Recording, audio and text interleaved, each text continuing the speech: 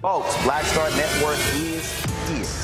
Hold no punches! I'm real revolutionary right now. Support this man, Black Media. He makes sure that our stories are told.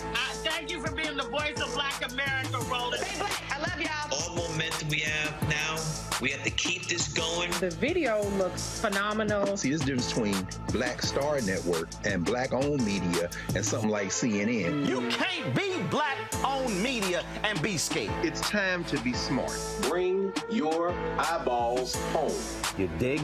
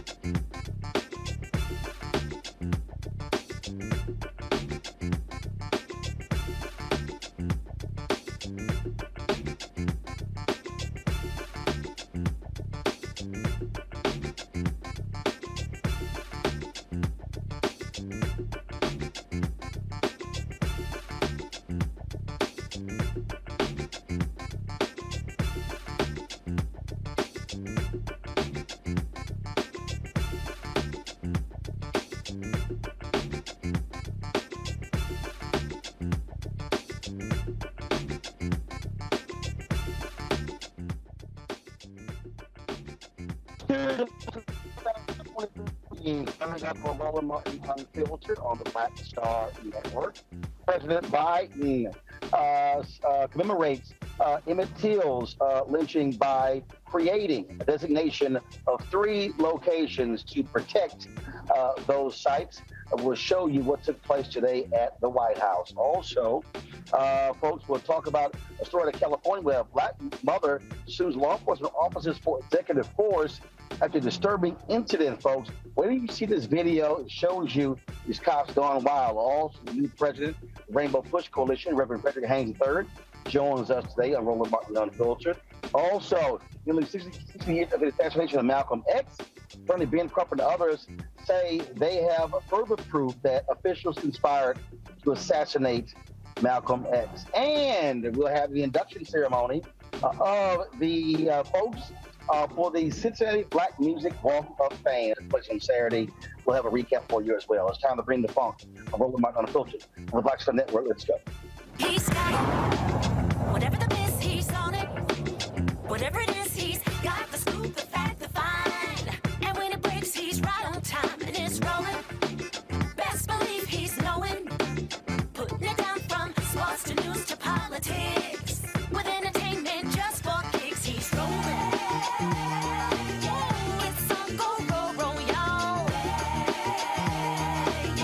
It's Roland Martin, yeah. Rolling with Roland now.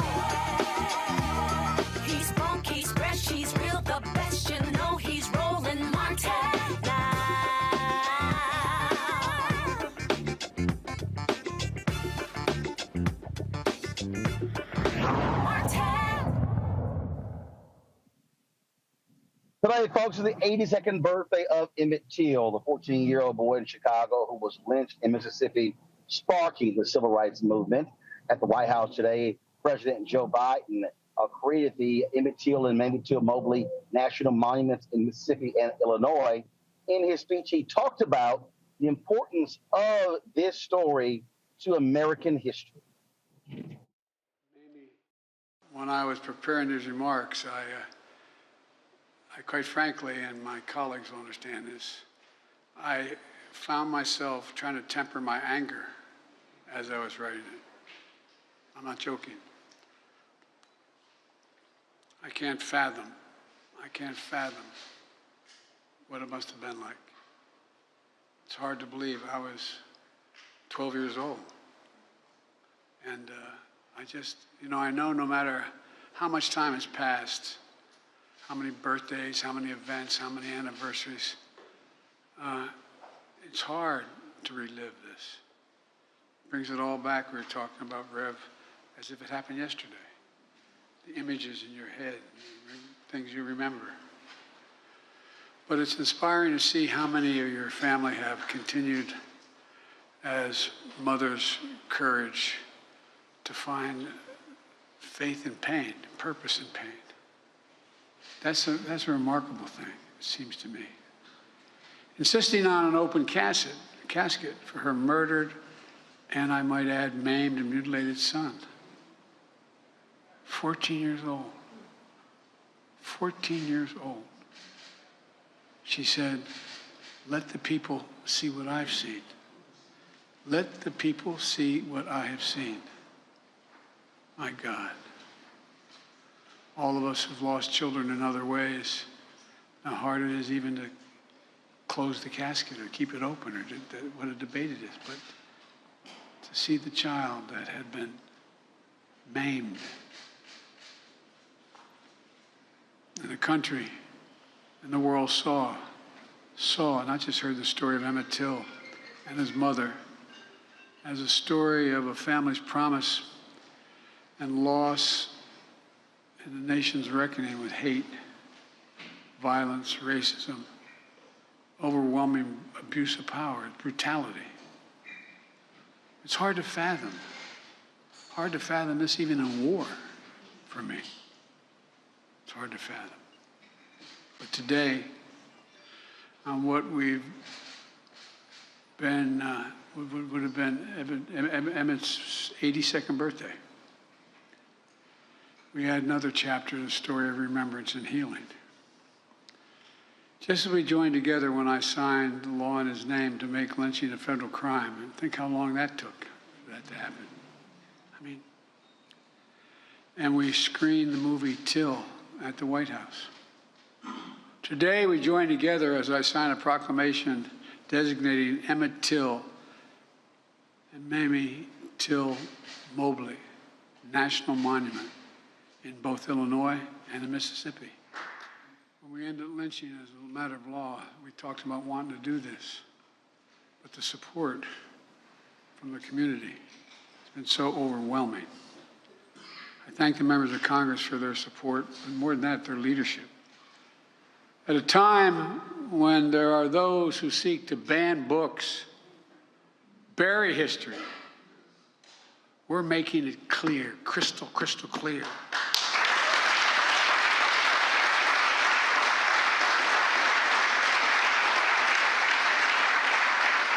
While darkness and denialism can hide much, they erase nothing. You can hide, but they erase nothing. We can't just choose to learn what we want to know. We have to learn what we should know. We should know about our country. We should know everything, the good, the bad, the truth of who we are as a nation. That's what great nations do, and we are a great nation. That's what they do. For only with truth comes healing, justice, repair, and another step forward toward forming a more perfect union. We've got a hell of a long way to go. That's what's happening.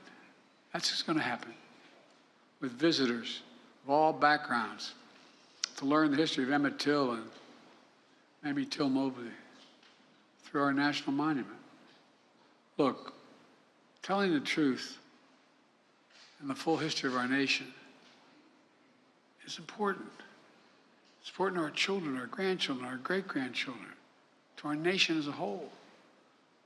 I've said it before. It was a lesson I learned coming out of, not like real leaders in the civil rights movement, but I came out of the civil rights movement as a kid, as a public defender. And I used to, think that you pass something that was good, you can make hate go away. Hate never goes away. It just hides. It hides under the rocks. And given a little bit of oxygen by bad people, it comes roaring out again. It's up to all of us to deal with that. Up to all of us to stop it. Up to all of us. The best way to do it is with the truth. It's used in a different context, but I think it applies here. Silence is complicity. I will not be silent, nor will you be silent about what happened.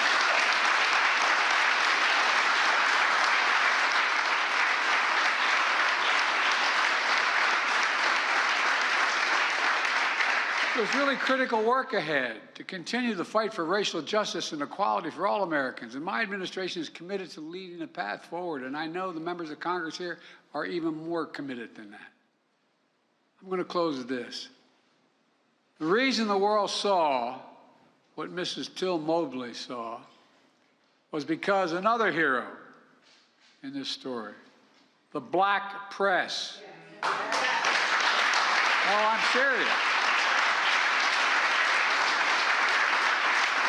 Jet Magazine, the Chicago Defender, and other newspapers and radio announcers who told the story were unflinching in the bravery with which they told that story, making sure America saw what they saw. Ida B. Wells once said, quote, "The way to right wrongs is to turn the light of truth upon them. The way to right wrongs is to shine the light of truth on them." Well, that's our charge today. By the way, parenthetic, do you ever think we'd be talking about banning books in America? Banning history? I'm serious. The Till family, to all of you here today, I thank you for your courage, for never giving up. Never, never giving up. Before I say even what's more is on my mind, I'm not going to leave this podium. No, I mean, it's just barbaric. Barbaric what happened. And seriously, all you moms out there, imagine the courage it took to say, let them see. The courage. I thank you all for being here. And I know I'm considered too much of an optimist, but I believe if we keep pushing, we're going to continue to make progress. We're going to continue to make progress. It's already being made. The idea that when that 14-year-old was buried, that in this Indian treaty room, there were this many people of color holding powerful office, changing the direction of the country, would have been beyond our comprehension. And we're just getting started.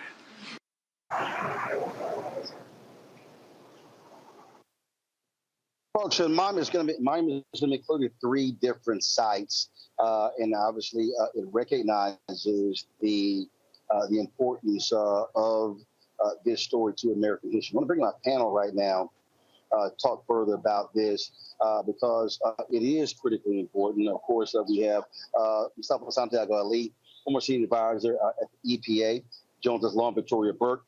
She writes with NNPA, the Black Press of America. We also have on the panel Joe Richardson, civil rights attorney. Glad to have all 3 of you here. When we think of this story, Joe, I mean, it really speaks volumes about, again, what it launched, but it is still raw for African Americans when you think about what took place. And even the sign where there's a sign where his body was thrown over the bridge, where they commemorate that. it's been shot up several times. And so you still have hate that exists here in this country. No doubt about it, Roland. And in fact, I hope to join Deborah Watts and the family and everyone down there next month for the 68th anniversary, basically. But this is still very raw. There's no question about it. But, Mamie Till deserves credit for starting the modern civil rights movement with the transparency of saying, I want people to know what happened to my daughter, to my son here. And so that open casket got that thing started. And even as we go along, after all these years, you look at the work that the foundation is doing, Deborah Watts and everyone, and her daughter, and other folks in the Emmett Till family, they are very much like mothers and matriarchs to those that have lost people for modern day lynchings.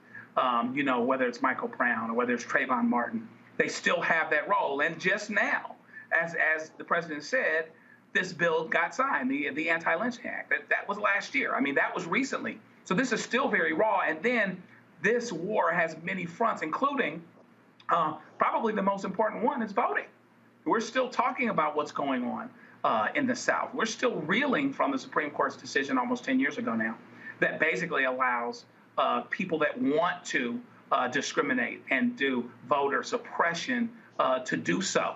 And even Alabama has defied the Supreme Court. Even now, only in the last few days, redrew the districts to make one black district when they were supposed to make two. And so this is still raw because it's still happening. The underlying notions of hate, of ignorance, of indifference at the very least, acquiescence, and silence, all of which is going to go to the negative as it pertains to being on the front related to civil rights, treating it for what it actually is and not acting like we've made it, because we haven't. Maybe it looks different, but the last recent few years, it doesn't look a whole lot different at all, to be perfectly honest with you. You still have modern day lynchings occurring. You still have a lot of problems that are going on. And we're glad that the family is there. We're glad that the president is acting. And we hope to not only have the memories that these monuments will give, but continuing in corresponding action. Lauren, when you hear the president talk about the importance of the black press, I mean, the reality is without black-owned media, you would not have seen this story get as much attention as it did. And it still speaks. It still speaks to how critically important it is for black-owned media to tell the story that many other people do not tell. Yeah, and so much of the Emmett Till story obviously is about the black press and the fact without the black press that we would not have known about this story. And obviously without Mamie Till doing what she did, we would not have known about this story in the same way. I do think that I've kind of grown tired of, as great as this is and as unprecedented as this is, I have grown tired of sort of monuments and proclamations when, in fact, there's policy that can be glued to this as well. In the form of qualified immunity, in the form of funding defense attorneys around this country. Even if somebody just announced something about the Innocence Project, money going to them, something, to the points just made, Trayvon Martin and Michael Brown, nobody paid a price for that. Zimmerman got away with that. The cop that shot Michael Brown got away with that. And it seems like to me the real sort of monuments that we should be building right now are built by policy and not just by granite and stone or whatever this is going to be. And it's not that I'm, in any way against this commemoration, because of course it's good to commemorate and remember history. But at the same time, I wish that this announcement had been joined by some policy, because I do think the Democratic Party has a great deal of problems when it comes to talking about things like qualified immunity, which, of course, they don't want to talk about. There was a famous caucus call in the Democratic Party, I think it was 2 years ago, where there was a big argument about whether or not they should even be talking about anything involved in the Black Lives Matter agenda around police brutality, because a lot of Democrats feel they're losing votes. But the fact that the party doesn't even want to talk about policy, but does want to talk about monuments, I do think is slightly problematic here. When in contemporary days, we still see things like Trayvon Martin and Michael Brown. When I was a kid, I watched the Central Park Five close up, living in New York. So that for me, this without policy is a little bit lacking in something more. It can't just be talking anymore, and it can't just be a monument anymore. There does have to be something happening on the policy level. You can't get the policy unless it goes through Congress. And the reality is Democrats can't pass anything by themselves. They don't control the House, and they do control the Senate, barely control the Senate. And so anything dealing with policy, especially qualified immunity, has also got to involve Republicans. I think that the fact that nobody's even talking about it. Hold on one second. That was from Mustafa. No, it has to be anchored in policy. We understand the difficulties that are currently going on, but everything that Lauren said is exactly right. We can't do these perfunctory types of things anymore. You got to put some meat on the bones, if you will, to make sure that we are actually moving toward justice. Because when we don't do that, we continue to set up these situations where folks continue to be prey, because that's exactly what Emmett Till was. He was prey for Ray Bryant. He was prey for J.W. Milliam back there on August 28, 1955. And it was legal in some aspects because when it went to the court, they let him go. And then in 2020, when we brought stuff back again, once again, there was no prosecution for his death. So we got to begin to make sure there's real policy that helps to change these dynamics. All right, folks, hold tight 1 second. Got to go to a break and come back. We're going to talk about this case out of California, excessive abuse case. Another example of what we're dealing with as impacting African Americans, of course, Black Lives Matter here on Black Lives Matter Plaza in D.C. It is still an issue. The country still has not had a true reckoning when it comes to that. We'll be back right here in Roland and Filter on the Black Star Network. Hatred on the streets, a horrific scene, a white nationalist rally that descended into deadly violence. White people are losing their damn minds. As an angry pro-Trump mob storms the U.S. Capitol, we've seen We're about to see the rise of what I call white minority resistance. We have seen white folks in this country who simply cannot tolerate black folks voting. I think what we're seeing is the inevitable result of violent denial. This is part of American history. Every time that people of color have made progress, whether real or symbolic, there has been what Carol Anderson at Emory University calls white rage as a backlash. This is the rise of the Proud Boys and the Boogaloo Boys. America, there's going to be more of this. Here's all the Proud Boys, guys. This country is getting increasingly racist in its behaviors and its attitudes because of the fear of white people. The fear that they're taking our jobs, they're taking our resources, they're taking our women. This is white fear.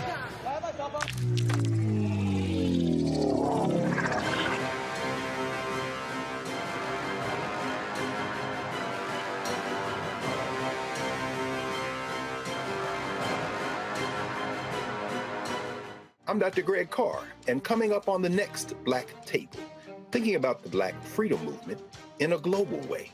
Dr. John Monroe joins us to discuss his book, The Anti-Colonial Front, which maps the social justice movement in the United States and its impact internationally, from Asia to Africa, and how movements like anti-communism were used to slow down racial equality, like critical race theory today. Critical race theory today, communism back then, that's essentially mobilized to shut down any challenges to a given system of power. Connecting the civil rights movement to colonialism on the next Black Table, exclusively here on the Black Star Network. Next on The Frequency with me, Dee Barnes, actress, writer, and advocate Rae Dawn Chong is here to discuss her childhood and break down her life in Hollywood, a show you don't want to miss. Well, even at my peak when I was getting a lot of stuff, as soon as I was working a ton, I heard people whispering, oh, we don't want to pay her because we're giving her a break. Only on The Frequency on the Black Star Network. On a next, A Balanced Life with me, Dr. Jackie. How are you being of service to others? Doing for someone beside yourself is such a big part of living a balanced life. We'll talk about what that means, the generation that missed that message, and the price that we're all paying as a result. Well, now all I see is mama getting up in the morning, going to work, maybe dropping me off at school, then coming back home at night. And then I really didn't have any type of time with the person that really was there to nurture me and prepare me and to show me what a life looked like and what service looked like. That's all on the next A Balanced Life with me, Dr. Jackie, here at Black Star Network. Me, Sherry Shepard, and you know what you're watching, Roland Martin Unfiltered.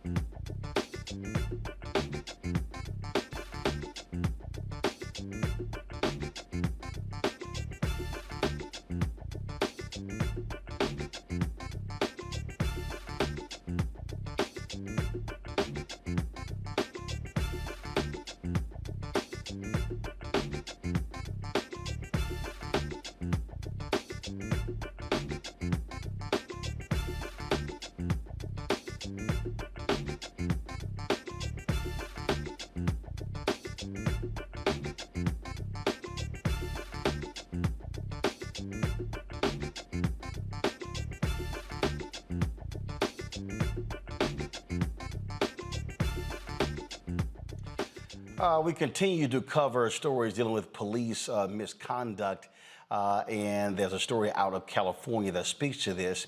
The Black Californian woman seen on body cam footage being punched by a LA County Sheriff's deputy while holding her 3-week-old baby has filed a federal civil rights lawsuit. Yayo Russell was riding in a car when deputies pulled him over on July 14th in Palmdale, California. The deputies made all other passengers exit the vehicle. Deputies then threatened to take her son away because there was no car seat. Russell began to scream while begging the deputies to let her sister come get her baby. They refused. Russell was then punched in the face twice by a deputy, causing the infant to dangle upside down with one deputy pulling on the baby's leg. Russell was arrested, spent more than 4 days in jail, and was separated from her baby. The lawsuit alleges excessive force, wrongful arrest, unconstitutional custom, practice, or policy, and municipal liability for failure to properly train its officers. So folks, pull a volume up here. You're going to see what's happening here. So go to the beginning, and then I want us to play it again so people can hear and see exactly what took place. Stay in the car. Get back in the car. Come get my son. Bro, you got custody, bro. Don't touch my son. No, I care about my baby, but I'm not about to let y'all. Listen, okay, so record me, bro. I care about my baby, and y'all don't. My baby is black and Mexican, bro. I don't have custody of my baby. I have custody of my baby. So what's going on?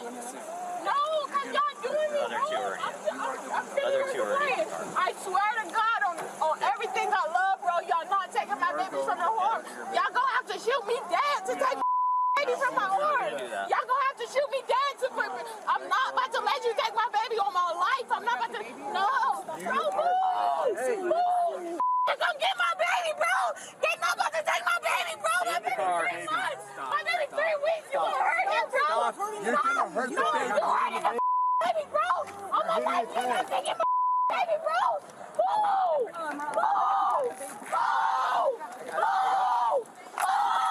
You hurting my baby, bro. I'm not letting go. You breaking his leg, bro.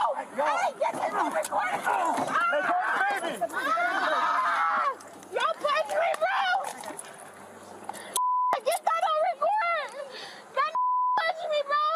Hey, he broke my chin, bro. Record, bro. They wrong. They wrong. They wrong. They wrong.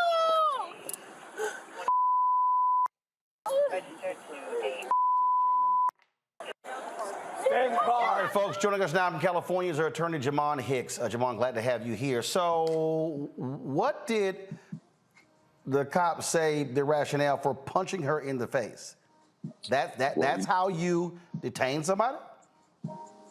We've not yet seen the police reports to justify it. In my experience, what they will likely have said is that she was resisting arrest or being somehow violent to the officers.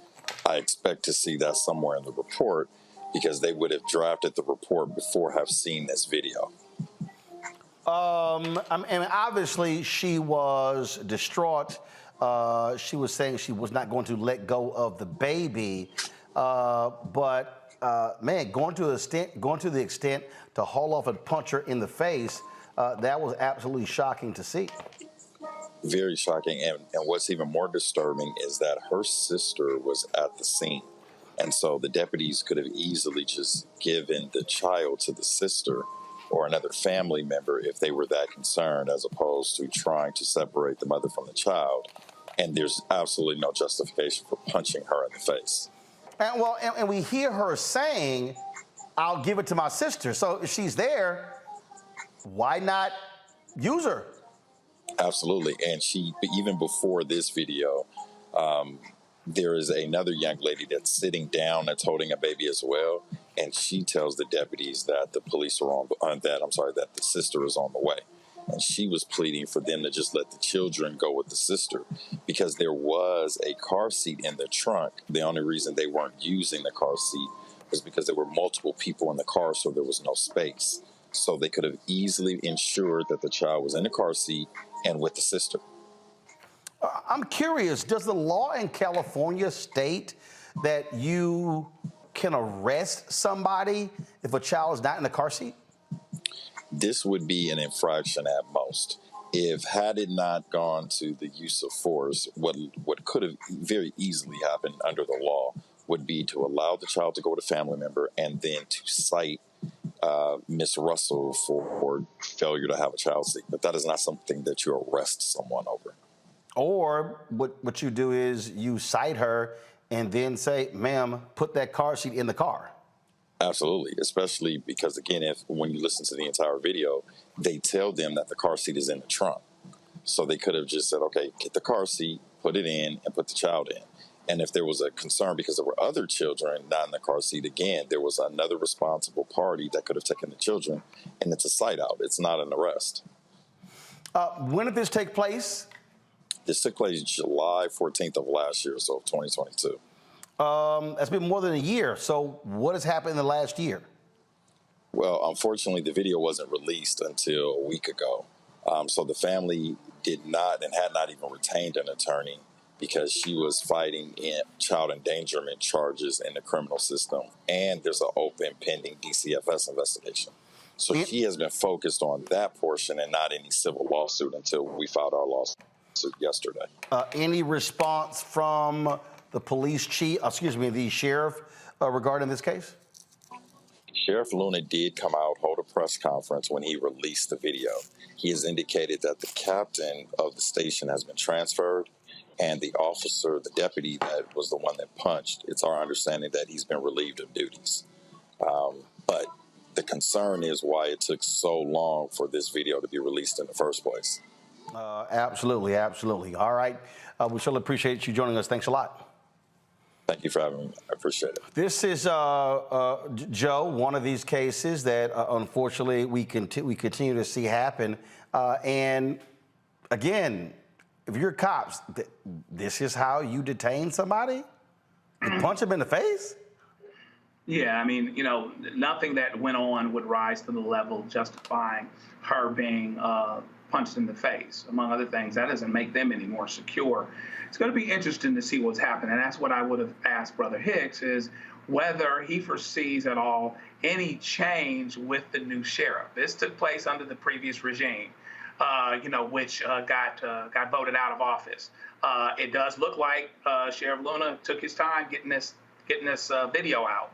So I don't know, how well that bodes. Haven't paid a lot of attention to the sheriff's department, at least day to day. So it's going to be interesting to see whether or not this is just going to be more of the same, or, this is maybe some kind of step, even though they slow-footed it a bit this time, that the Sheriff's Department is going to get better at transparency, because we'd be a lot further along if this discussion had happened a year ago when it was supposed to.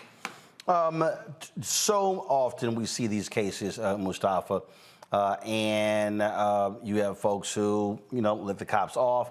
And it's just, again, the actions to me is what is just absolutely shocking and astounding in terms of, like, that's how you want to get somebody to stop. You punch them in the face. I mean, it's atrocious. On a DNA level, it kind of hits you because it reminds you of when Black babies were stripped from their mother's arms. And for him not to understand that she has a 3-week-old child and not wanting that child to be separated from her shows the dehumanization of the way that they see Black women. You can't escape it.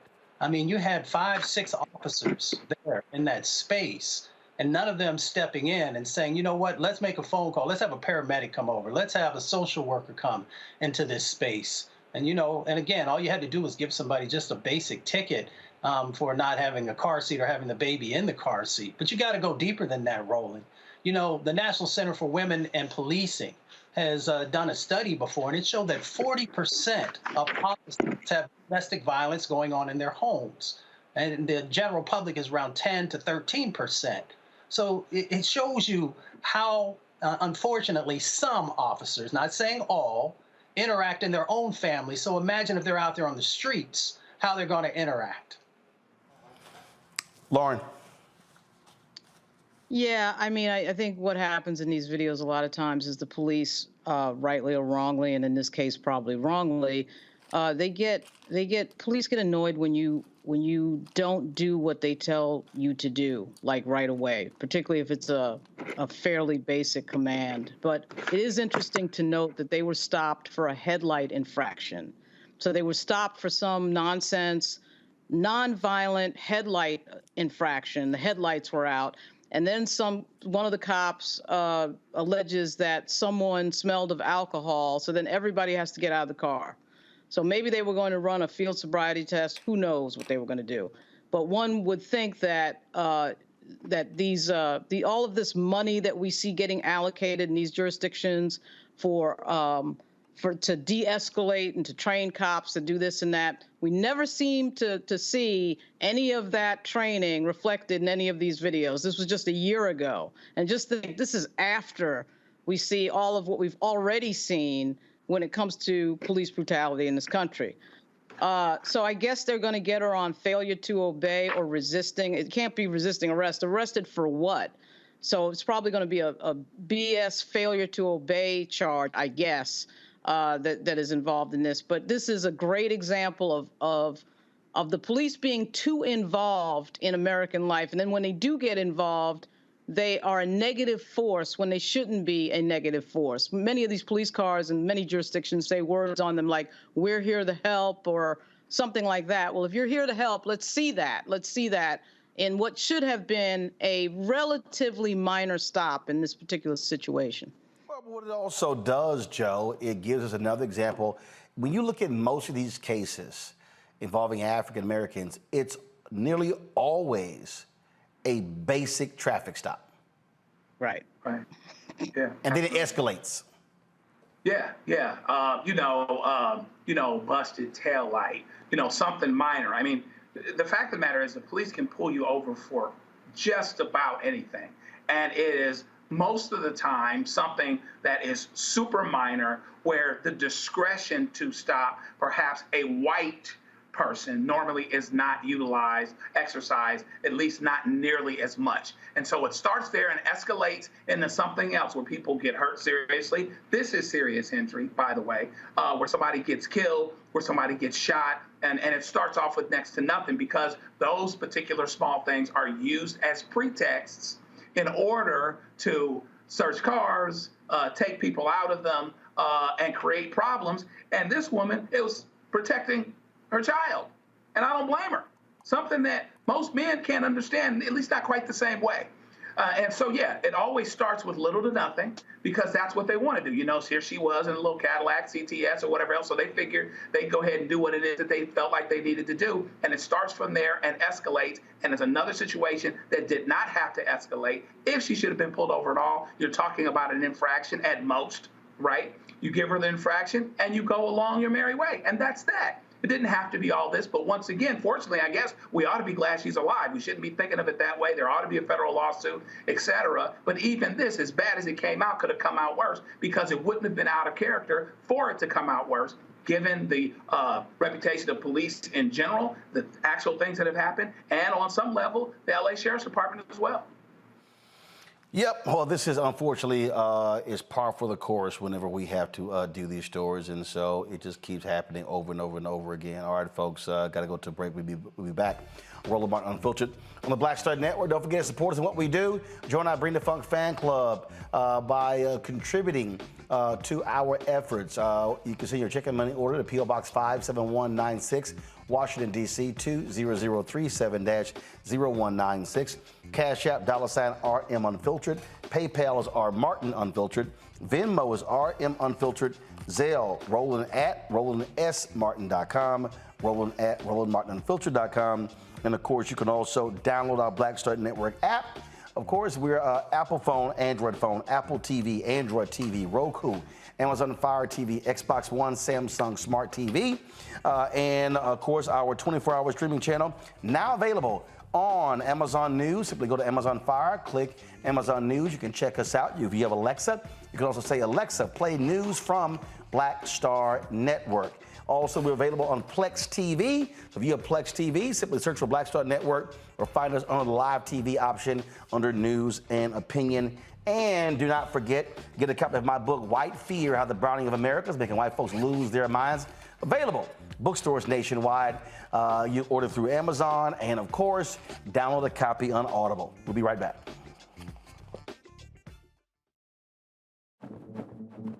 For decades, the tobacco industry has deliberately targeted Black communities and kids with marketing for menthol cigarettes. It's had a devastating impact on Black health. Tobacco use claims 45,000 Black lives every year. It's the #1 cause of preventable death. In the 1950s, less than 10% of Black smokers used menthol cigarettes. Today, it's 85%. Menthol cools and numbs the throat, making it easier for kids to start smoking. Menthol also increases addiction, making it harder for smokers to quit. Menthol cigarettes are a big reason why Black Americans have a harder time quitting smoking and die at higher rates from smoking-related diseases like cancer, heart disease, and stroke. It's time to stop Big Tobacco from profiting off Black lives. An FDA ban on menthol cigarettes will improve Black health, save lives, and protect future generations from addiction. Learn more at tobaccofreekids.org/ban menthol. On a next, A Balanced Life with me, Dr. Jackie. How are you being of service to others? Doing for someone beside yourself is such a big part of living a balanced life. We'll talk about what that means, the generation that missed that message, and the price that we're all paying as a result. Well, now all I see is mama getting up in the morning, going to work, maybe dropping me off at school, then coming back home at night. And then I really didn't have any type of time with the person that really was there to nurture me and prepare me and to show me what a life looked like and what service looked like. That's all on a next, A Balanced Life with me, Dr. Jackie, here at Black Star Network. This is Essence Atkins. What's the love king of R&B, Raheem Devon? It's me, Sherry Shepard, and you know what you're watching. You're watching Roland Martin Unfiltered.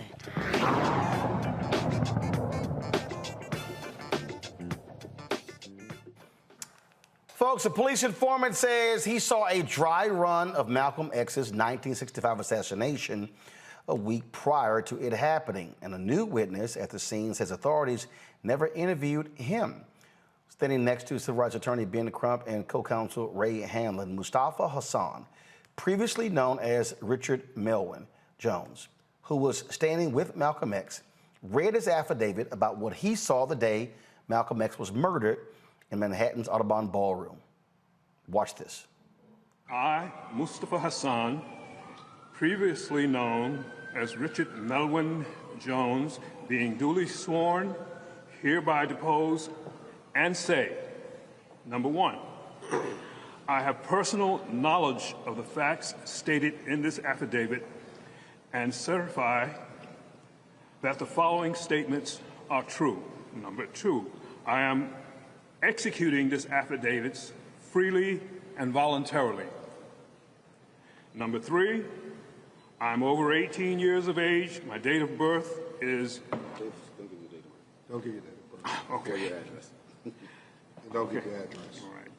Number four, I am fully competent to make this affidavit and have personal knowledge of the facts stated in this affidavit. Number five, I was a member of the Organization of Afro-American Unity, acronym OAAU, founded in 1964 by El-Hajj Malik El-Shabazz, also known as Malcolm X.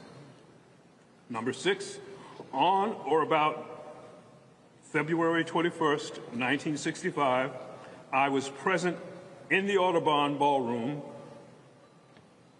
at 3940 Broadway at West 165th Street in Manhattan, New York.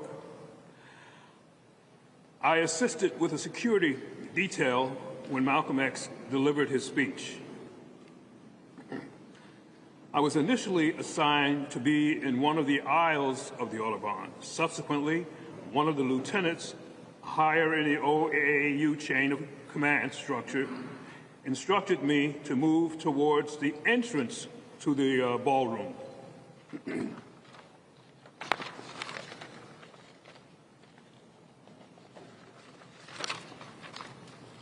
Number 8, as Malcolm X began his speech, a disturbance occurred when someone yelled, "Nigga, get your hand out of my pocket." Immediately thereafter, Malcolm X stepped forward and asked everyone to stay calm to de-escalate the situation. Now, all of a sudden, number 9, there was a loud explosion that immediately caused further disruption, capturing everyone's attention. Now, a series of gunshots, number 10, then rang out from another direction, and I immediately ran from my post in the entrance and witnessed Malcolm X being shot.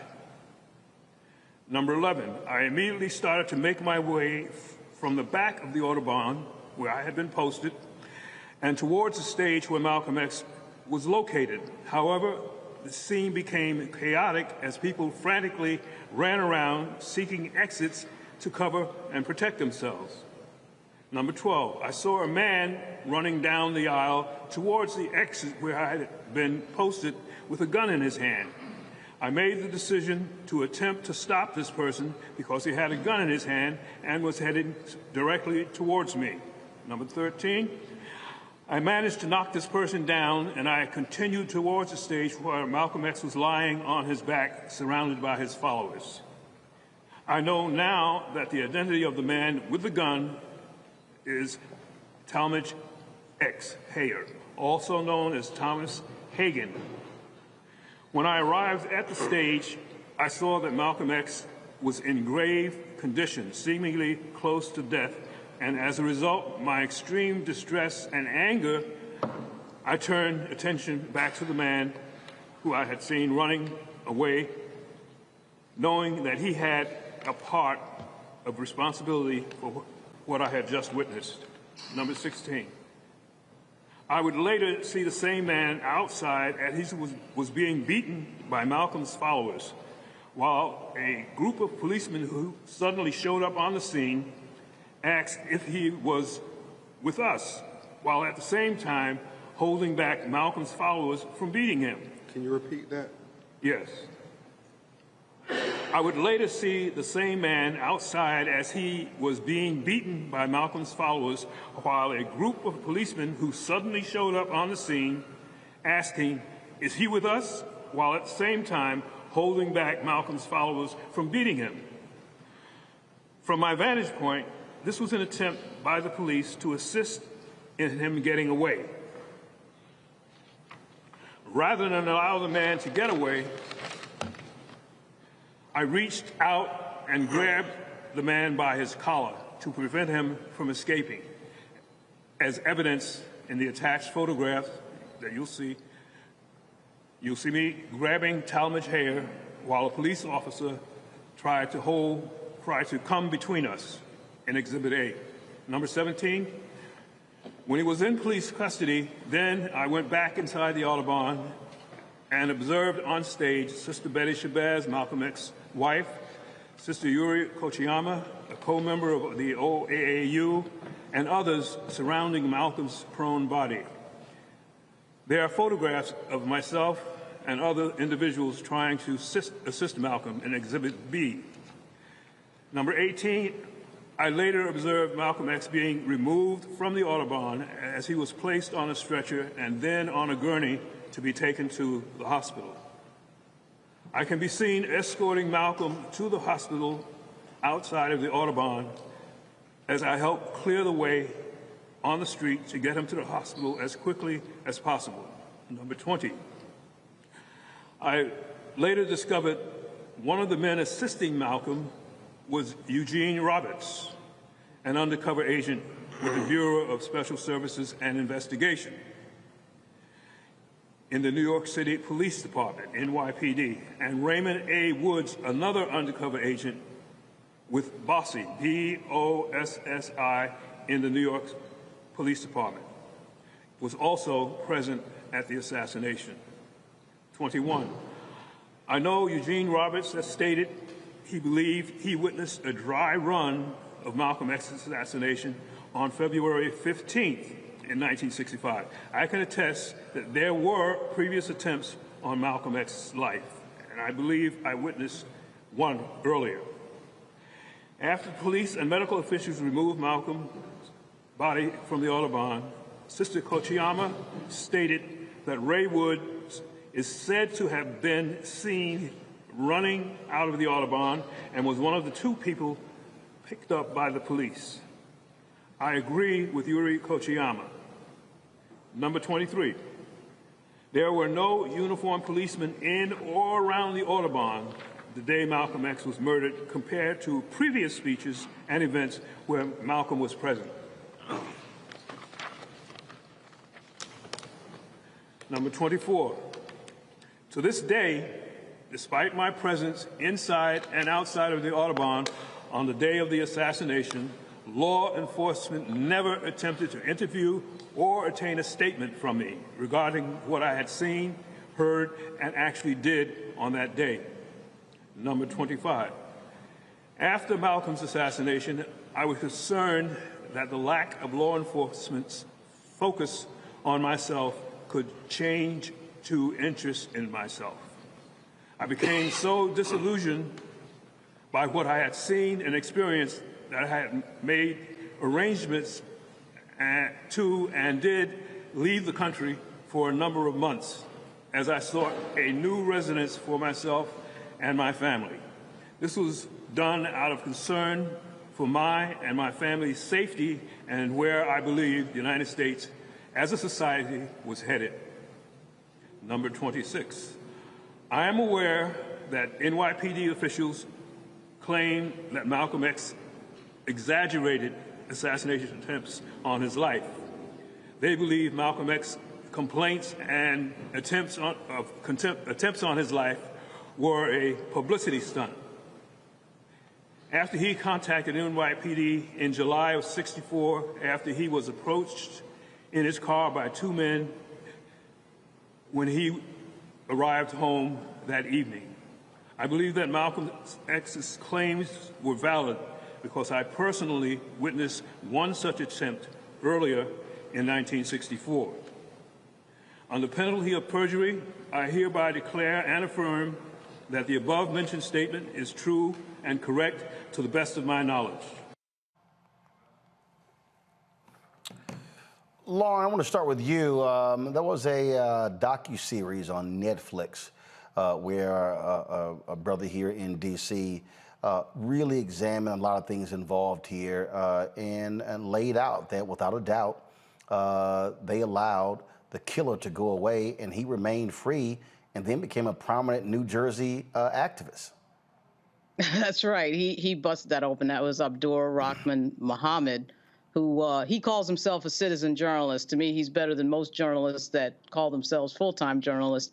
I think he covered a lot of the territory that we heard today, certainly not in this level of detail. I thought Ben Crump and everyone at the press conference really gave a really full level of detail. They had photos, they had video, they had pointed out exactly where Mustafa Hassan was in those old videos. It was pretty spectacular in that sense to have somebody living who could point themselves out in those videos in 1965. The only thing is that I think what this requires is the government to release what they have. And Muhammad, in his documentary, Who Killed Malcolm X, which I think is still on Netflix, he was making that point. He had actually talked to a police officer, a New York City police officer who was still alive in that documentary. And they brought a lot of this up, that in fact, there was a lot more to the death of Malcolm X than anybody ever knew. The fact that we're sitting here 58 years later without knowing the fullness of what happened is spectacularly crazy. And if it wasn't for Mr. Muhammad and his documentary, we would not know what we know now. But really, a lot of these documents should just be released. That right there, to me, I think is the most important thing here, Joe. How in the hell are we still don't have access to all of the documents? Right. I mean, at the end of the day, everybody knows that the government was watching this. They were sitting on it, probably multiple agencies. We all know. I mean, we can go back historically, most of these things of consequence. I mean, we can go back to, well, actually it would be going forward, it'd be a couple years, but even Martin's death, Dr. King's death, there were things going on. I mean, this guy, James Earl Ray gets away, nobody finds him, nobody gets him. There's always something else there as it pertains to particularly somebody like Malcolm X, who was followed to Mecca, who was followed around everywhere, and they used the conflict. I believe the government used the conflict between the nation and he to put them in front of whatever the government wanted to have done. And so they watched it, they acquiesced to it, and they may have even helped it somehow. But let's take the guesswork out of it. After all these years, we ought to know what the role of the government was, because there should be transparency, and hopefully that can be a lesson, another lesson learned about what has to happen as it pertains to these particular things. There should be transparency so that we know we can take the guesswork out of what we already believe to be true. It really is astounding, Mustafa, that the government continues to hold these documents and not wanting to completely come clean, whether it's NYPD or the FBI. Yeah, and we also understand the time period that we're operating in, back then, I should say, with J. Edgar Hoover. And we've seen both the stories and documents. Some documents have come out about how they were following black leaders, how they saw black leaders as a problem because they were rallying people, they were fighting for policy changes, all these different types of things. So, once something is sort of infused into a system, it is very difficult to extract it from that system. So we have to continue to push. That's why we got to continue to get the right people in positions. And if we truly want to make sure that humanity becomes a reality inside of our country, then we have to continue to do the work. The Holy Quran says that if a person kills someone, it is as if he has killed all of humanity. When Dr. King was killed, humanity was lessened. And of course, when El-Haj Malik El-Shabazz was killed, humanity once again was weakened. Lauren, you were, from New York, and I mean, let's just be honest. What you have here, folks who are protecting individuals who likely are still alive. Oh, absolutely. I almost went up to New York to see this press conference in person. And yeah, so what's happening here, and Mustafa just touched on it, it's not only the J. Edgar Hoover era, it's the era that we live in right now. We're having a battle over history, and you can bet that some of these records that everyone is hiding, the FBI and likely the New York City Police Department, are the types of records that black people are going to be really pissed off at. And of course, not just black people. Anybody who's interested in history and the truth is going to be pissed off to find out that the government was involved in the death and the murder of Malcolm X. I mean, that is where this is headed. That's where everybody had suspected that in the first place. And there's a reason why these documents are not available. It makes no sense that they're not available, of course, because again, here we are 58 years later. I'm not sure why they can't be available other than the political implications in this situation. That is it. And when we look at, again, how this continues to play out, Joe, they don't want to be honest. And what it also speaks to is his entire organization, the Nation of Islam, they were infiltrated by federal undercover agents. Right, absolutely. And so even to that point, there's, there were people that may have been doing what they were doing. There were some in the Nation of Islam that were against Malcolm, of course. I think we understand that. But there were plenty that had infiltrated as well. And so, there's something to be said for separating all of that out and understanding that as much as possible. I'm certain that we would find out that the involvement is deeper than they thought. Than we all thought. For as much as we all thought, it's probably more than that. It's probably deeper than that. And to the point that was just made, it almost certainly involved people that are still alive. And so therefore, because of that, between the power of media, social media, dissemination of information, et cetera, they're probably scared there'd be a drive to start to arrest some of those folks, just like we were trying to arrest the lady that was involved in the Emmett Till murder. You know what I mean? So therefore, they're probably trying to, lay low as much as they can, particularly while people that have not been brought to justice at all, that could be, are still lying out there. And so, here we go again. We're continuing on, but we understand that this web of deception is continuing. It doesn't mean it's not there. The fact that they're not giving it up, as it were, as yet, does not mean that we don't know that there is something nefarious is going on, and there's a lot to be uncovered. And the beginning of apology, turnaround, et cetera, is transparency. You have to show us what you have. Indeed. All right, folks, hold tight 1 second. We come back, we'll talk with the new president, Rainbow Push Coalition. Lots to talk about. You're watching Roland Martin Unfiltered right here on the Black Star Network.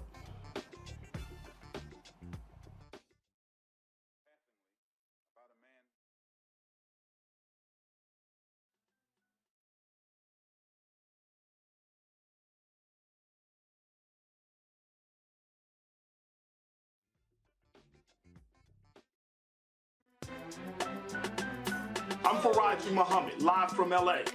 And this is The Culture. The Culture is a two-way conversation. You and me. We talk about the stories, politics, the good, the bad, and the downright ugly. So join our community every day at 3 p.m. Eastern and let your voice be heard. Hey, we're all in this together. So let's talk about it and see what kind of trouble we can get into. It's The Culture, weekdays at 3, only on the Black Star Network.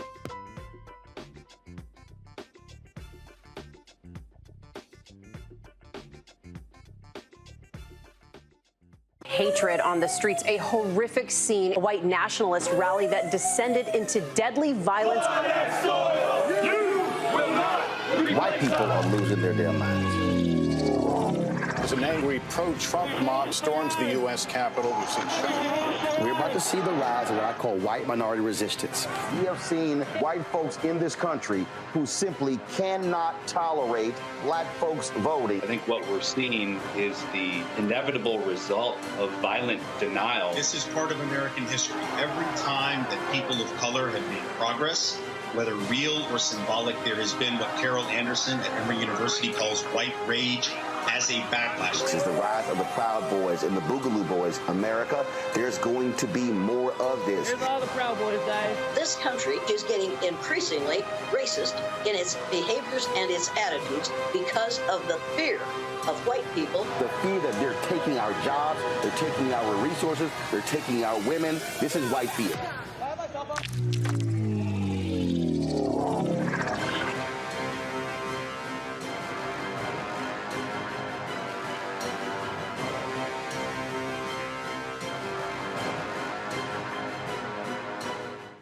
On a next, A Balanced Life with me, Dr. Jackie. How are you being of service to others?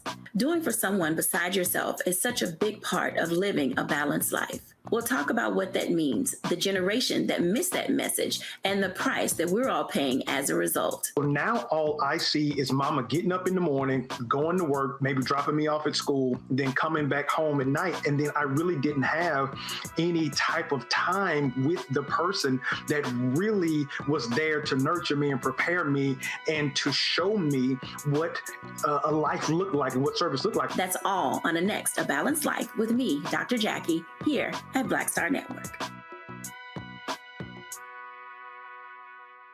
Next on The Frequency with me, Dee Barnes, actress, writer, and advocate Rae Dawn Chong is here to discuss her childhood and break down her life in Hollywood, a show you don't want to miss. Well, even at my peak when I was getting a lot of stuff, as soon as I was working a ton, I heard people whispering, oh, we don't want to pay her because we're giving her a break. Only on The Frequency on the Black Star Network. For decades, the tobacco industry has deliberately targeted Black communities and kids with marketing for menthol cigarettes. It's had a devastating impact on Black health. Tobacco use claims 45,000 Black lives every year. It's the #1 cause of preventable death. In the 1950s, less than 10% of Black smokers used menthol cigarettes. Today, it's 85%. Menthol cools and numbs the throat, making it easier for kids to start smoking. Menthol also increases addiction, making it harder for smokers to quit. Menthol cigarettes are a big reason why Black Americans have a harder time quitting smoking and die at higher rates from smoking-related diseases like cancer, heart disease, and stroke. It's time to stop Big Tobacco from profiting off Black lives. An FDA ban on menthol cigarettes will improve Black health, save lives, and protect future generations from addiction. Learn more at tobaccofreekids.org/ban menthol.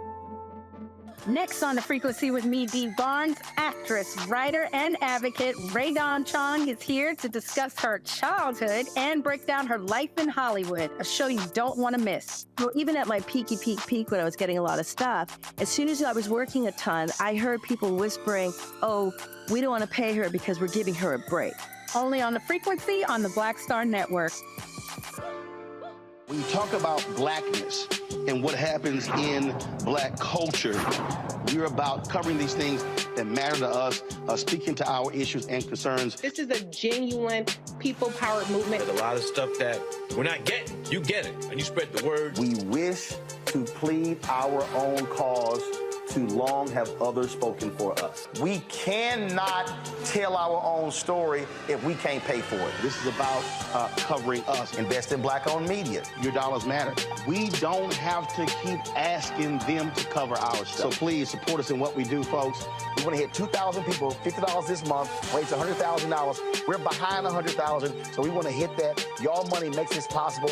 Checks and money orders go to P.O. Box 57196, Washington, D.C. 20037-0196. The Cash App is $RM Unfiltered. PayPal is R Martin Unfiltered. Venmo is RM Unfiltered. Zelle is Roland at RolandSMartin.com. My early days on the road, I learned, well, first of all, as a musician, I studied not only piano, but I was also drummer and percussion. I was all city percussion as well. So I was one of the best in the city on percussion. There you go. Also studied trumpet, cello, violin, and bass, and any other instrument I could get my hand on. And with that study, I learned again what was for me. I learned what it meant to do what the instruments in the orchestra meant to each other in the relationships. Right. So that prepared me to be a leader. That prepared me to lead orchestras and to conduct orchestras. That prepared me to know, to be a leader of men, they have to respect you and know that you know the music. You have to be the teacher of the music. You have to know the music better than anybody. There you go. Right, so you can't walk in unprepared.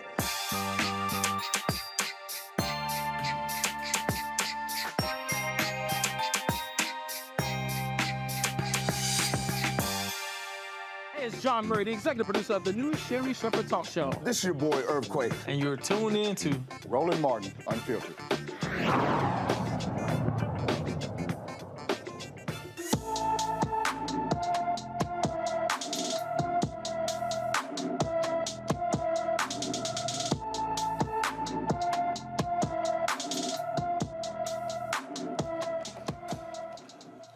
Jayla Veal has been missing from Killeen, Texas since June 29th. The 13-year-old is 5 feet tall, weighs 98 pounds, with brown hair and brown eyes. Anyone with information about Jayla Veal is urged to call the Killeen, Texas Police Department at 254-501-8830, 254-501-8830.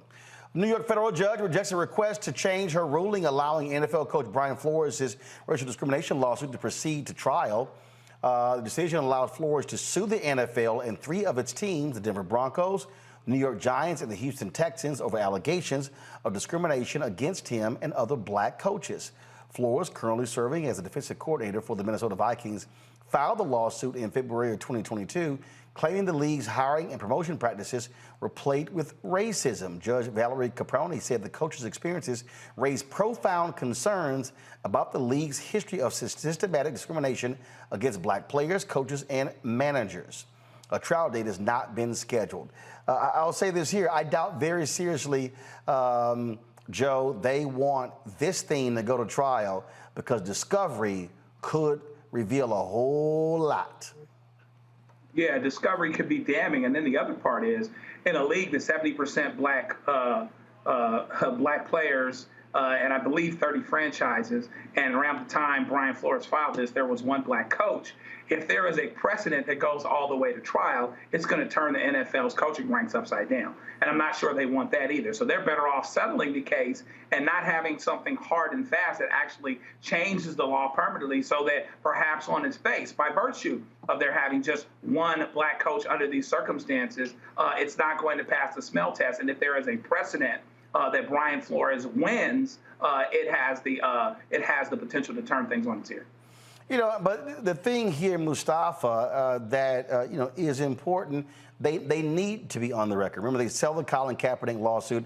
We just saw Dan Snyder, where after the team was sold, they admitted how he withheld millions from other NFL teams, how he sexually harassed an employee, and he was heavily involved in all sort of other shenanigans.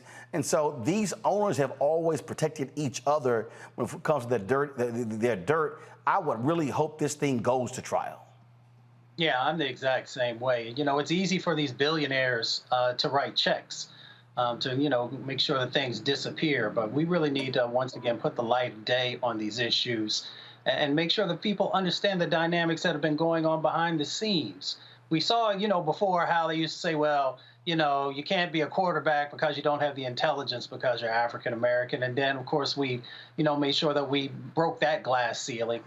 Now we just got to make sure that these things that are happening in relationship to coaches and even ownership begins to change. It's just greatly frustrating, Joe, to continue to see these things happen over and over and over again, and this league not be held accountable, and they just simply keep raking in the billions of dollars. Yeah, and it continues to perpetuate. And so the question becomes, do we ever get to the point, back before social media and back before desegregation, and, in the 50s and the 60s, you had a unifying thing. I might not like this brother next to me, but none of us can ride the bus. There you go, unifying thing. And so therefore, here's what we will do. There will be an economic effect, and we will shut this thing down. So a lot of people will change policy because they're choked economically. A lot of people will change policy because they're moved by the heart. But one way or the other, policy changes. The question becomes, can something like this really change with the players themselves rising up, taking a stand, doing something that undercuts the finances of the league in a very fundamental way? Because it's probably going to take something like that to have a permanent, lasting, sustainable change. Indeed, indeed. Do we have Lauren back? Lauren, your assessment on this Brian Flores lawsuit, the judge saying, no, we're moving forward. Yeah, I'm glad the judges say that's basically it. Once you get past the motion to dismiss, you just won the case, and they're going to be settling probably, because I really doubt that the NFL is going to want all the details of what they do on Front Street. I doubt that. So he just won the case effectively. That's great that that this case is going forward. It would be great to see the details though on discovery. And boy, would it be great to see some depositions on this case, to see the inner workings of the NFL, But effectively, I think he just won, and I'd be surprised if the NFL did not just hand him a lot of money to avoid the details of what they do being public. Well, you know, I hope he does what Colin Kaepernick chose not to do, and that is not settle. Right. You know, he may choose to do that, and that would be quite exciting because then you get into a bunch of paper discovery, and of course a bunch of discovery on the record, and in fact probably a trial. So that would be a big reveal on the details of how the NFL works. We already know how the NFL works. We don't really need to see the detail, but it'd be very exciting to see the details. And this is really a great example of what happens when you bring a case and there's some merit to what you're bringing, which I think we all knew there was. But it'll be surprising to me if the NFL doesn't try to avoid a trial. Well, I absolutely believe putting them on Front Street is really important. All right, folks. A Wisconsin man will spend time in prison for making racially charged threats toward black people. 45-year-old William McDonald was sentenced to 30 months in prison for intimidating black residents, demanding they leave his neighborhood. McDonald pleaded guilty to vandalizing a black woman's vehicle parked outside her apartment by slashing her tires and smashing her windshield in March of 2021. McDonald also left a note on her car filled with racial slurs and threats. He also did the same thing to another African-American in April 2022. McDonald's sentence will be followed by 3 years of supervised release. That's how you do it. You send these racists to prison, Mustafa. Without a doubt. That's the only thing that's really going to get their attention, you know, is putting them in jail and then sometimes hitting them in the pocket as well. Those are the two things that get their attention, because we know that white supremacy is up. The statistics show us that, and we also know that white nationalism and hate crimes are also up. So the only way you're going to get their attention and hopefully change some minds, ain't going to change everybody's, put their ass in jail. That's it, folks. In a powerful and long overdue ceremony, Gallaudet University in Washington, D.C. finally awarded high school diplomas to 24 black deaf students who were denied in the early 1950s. Saturday's graduation ceremony was hosted by the university's Center for Black Deaf Studies and honored black teachers and students. Black students were transferred to separate schools due to protests against integration by white parents. However, in 1952, Louise B. Miller and other parents successfully sued the District of Columbia Board of Education, leading to a court ruling that allowed black deaf students to attend a segregated Kendall school. The school's Board of Trustees expressed deep regret for perpetuating these injustices and apologized to all 24 students for denying them their diplomas. In addition to the graduation ceremony, Gallaudet dedicated a memorial to Miller and designated July 22nd as Kendall 24 Day to commemorate this critical moment in their history. How about, you know, I don't know, Lauren, creating scholarships for their descendants? Oh, absolutely. I mean, that's what Georgetown did, I believe, right? I mean, I think that would have been great to bring money into the picture. And I'm not sure, again, you know, 1952, and we're just getting around to doing this. It's great that they've done it, but it is amazing how long it takes for justice to happen for African Americans in this country, whether it's the murder of Malcolm X or something as simple as a graduation ceremony. I'm not sure why it takes so long for these things to happen, particularly in Washington, D.C., where we have the Library of Congress sitting there and all these historians and all of these people with the knowledge that they have about what has happened in this country. But it is great to see these images. It's great that Gallaudet finally did this. But yes, you're right, Roland. It would have been nice to meet this with some money, a scholarship, a set of scholarships, et cetera, and so on. All right, folks. LeBron James' son, Bronny, suffered a cardiac arrest while playing basketball Monday. The USC student was a high school All-American, collapsed on the court during practice. He was rushed to the hospital and treated for his condition. The 18-year-old athlete is one of the basketball's most celebrated young prospects and ranks in the #1 among the nation's top 10 highest NIL valuations. The cardiac arrest circumstances remain unclear, and the family spokesperson has requested privacy. Quote, yesterday while practicing, Bronny James suffered a cardiac arrest. Medical staff was able to treat Bronny and take him to the hospital. He is now in stable condition and no longer in ICU. We ask for respect and privacy for the James family, and we will update the media when there is more information. LeBron and Savannah wish to publicly send their deepest thanks and appreciation to the USC medical and athletic staff for their incredible work and dedication to the safety of their athletes. The thing, of course, you always have these stuck on stupid people, Mustafa. People like Elon Musk already trying to come out and say, oh, it could be because he got the vaccine and all sort of stuff like that. Man, I wish these yahoos would shut the hell up. Yeah, if they want to say something, they should be sending prayers. If Elon wants to do something, why don't he dedicate some resources to medical research or to, the underserved areas in our country where Black and brown folks are, where they can't get proper medical, treatment and those types of things. So if you want to do something productive. Well, how about this, Elon? Pay the Black workers in Africa who you fired.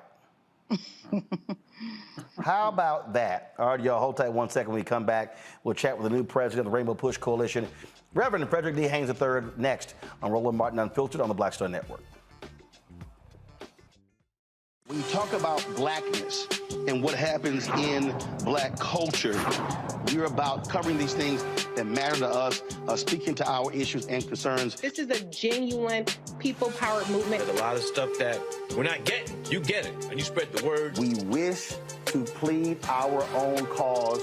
Too long have others spoken for us. We cannot tell our own story if we can't pay for it. This is about covering us. Invest in Black-owned media. Your dollars matter. We don't have to keep asking them to cover our stuff. So please support us in what we do, folks. We want to hit 2,000 people, $50 this month, raise $100,000. We're behind $100,000, so we want to hit that. Y'all money makes this possible. Check some money orders. Go to P.O. Box 57196, Washington, D.C. 20037-0196. The Cash App is $RM Unfiltered. PayPal is R Martin Unfiltered. Venmo is RM Unfiltered. Zelle is Roland at RolandSMartin.com. On the next Get Wealthy with me, Deborah Owens, America's Wealth Coach, financial literacy. Without it, wealth is just a pipe dream. And yet, half of our schools in this country don't even teach it to our kids. You're going to hear from a woman who's determined to change all that, not only here, but around the world. World of Money is the leading provider of immersive financial education for children ages 7 to 18. We provide 120 online and classroom hours of financial education. That's right here on Get Wealthy on Black Star Network. Hi, my name is Freddie Ricks. I'm from Houston, Texas. My name is Sharon Williams. I'm from Dallas, Texas. Right now, I'm rolling with Roland Martin, unfiltered, uncut, unplugged, and undamn believable. You hear me? Well, it's been quite the busy time for the new president of Rainbow Push Coalition since taking over about more than a week ago. And he joins us right now, Reverend Frederick D. Haynes III. Thank you so very much. First and foremost, I take it you've been just a little bit busy with all the folks reaching out to you, now assuming this new responsibility. Thank you so much for having me, Roland, and thank you again for continuing to be our voice, as well as to offer a vision of the path forward. As always, you were on the case right there, on the scene, I should say, when Reverend Jackson made the announcement, and so I thank you for that. Yes, this has been a whirlwind of a few weeks, well, not even a few weeks, 10 days, and it's understandable given the magnitude of Jesse Jackson. Jesse Jackson is one of the heroes of our history, who literally can be credited with making a significant, liberating, empowering impact on the world, but especially on behalf of those who have had no voice. You don't register 7 million new voters in 84 and 88 and not make a significant impact. You don't change the rules for the way the Democratic Party was nominating or giving out delegates that eventuates in the 2008 election of Barack Obama without your making this kind of announcement having reverberations that spread throughout the world. And so, given the magnitude of Jesse Jackson, my phone has blown up in a way that reflects his greatness, his stature, but also it reflects the fact that in his greatness, he has seen that there is a need for transition, that we have to institutionalize what we do so that generations, plural, benefit from a vision and not just one personality. And so I salute Reverend Jackson. Again, the phone has been blowing up, but it has a lot to do with who he is. And of course, I do maintain that Reverend Jackson did not select me because I hadn't been doing anything. He selected me because there is work that has been done, work that needs to be done. And so I think my phone blowing up has a lot to do with that. Plus, I know Roland Martin, plus the Alphas are meeting in Dallas beginning tomorrow. Absolutely, and I will be there. We'll also be broadcasting from there tomorrow, and I am set to announce a major announcement with Alpha Phi Alpha folks, so y'all want to tune into that. We'll be covering that live right here on the show. When we talk about priorities, what do you see as the top 2 priorities you have moving forward? Well, sadly, the priorities that Jackson was articulating and working toward in '73 still are apropos in 2023. Number one, economic justice. As you well know, Operation Breadbasket birthed out of the Southern Christian Leadership Conference and the vision of Dr. King to push for economic justice, especially for a people who had fought so hard for civil rights but did not have silver rights. There's that classic scene in the movie Selma where King is greeted by Ralph Abernathy trying to lift his spirits by saying, keep your eyes on the prize. He said, what prize, Ralph? What is a prize if we can integrate a lunch counter, but we don't have the money to buy a hamburger and we don't have the education to read the menu? And so I think those are priorities that speak to where we are in 2023. And that is, we do need economic justice. Economic justice, when you think about the fact, 2053, Roland, our net wealth as a people will be at 0, it's forecasted. Not only that, but when you think about the fact that right now, the wealth gap between blacks and whites is at 10-1. And so we have a responsibility to carry on that legacy. As Jesse said back in the day, we don't need charity. We want parity that comes through equality of opportunity. We need equity. That is what we need. So the fight for economic justice is going to continue as we fight those economic predators that prey on our community. But at the same time, we recognize, for example, in a state like Texas, where we are based, that procurement opportunities for Black businesses is at less than 1%. We don't need charity. We want parity. We want equality of opportunity. We want equity. So that's priority number one, economic justice. Priority number 2, Jesse Jackson again hit it real well when he was talking about educational justice. And so on the one hand, he's saying to students in economically deprived schools, I am somebody. You go ahead and do your best so that you can have the kinds of grades that reflect the greatness that is in you. But at the same time, we're challenging those educational institutions that make policy. And so we see in Florida, we see in Texas, an all-out war on the education of our students. And so those have to be the priorities. But Roland, I've got to add one more because it reflects where we are now. And that is, we've got to have an agenda for environmental justice, because the bottom line is the planet is experiencing a slow burn.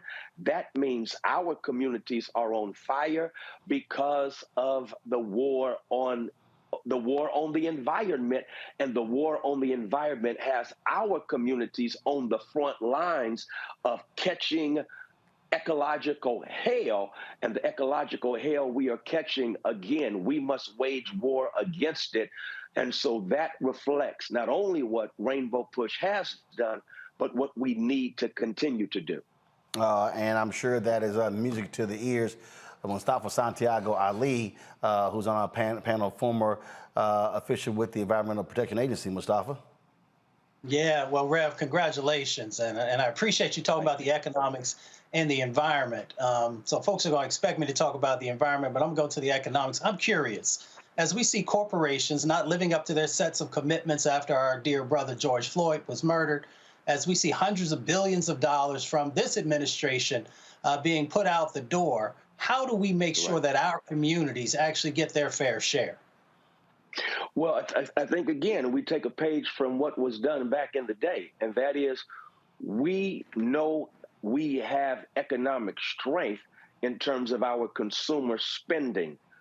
We have to continue to teach our dollar sense and expose what Reverend Jackson and Rainbow Push did, or I should say Operation Push did back in the day in Breadbasket, was literally give a report card of what institutions were doing and then put them on blast to basically say this institution is not engaging in giving us our fair share. And when we put them on blast, and guess what?